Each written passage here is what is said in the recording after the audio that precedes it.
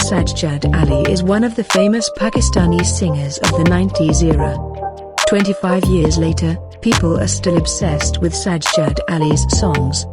There is so much serenity in his voice that the listener feels comfortable.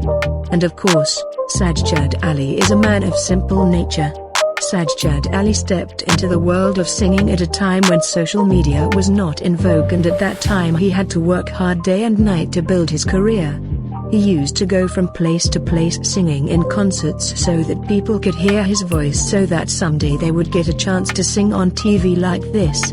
Sajjad Ali has a daughter Zoe Ali, who is a singer like her father.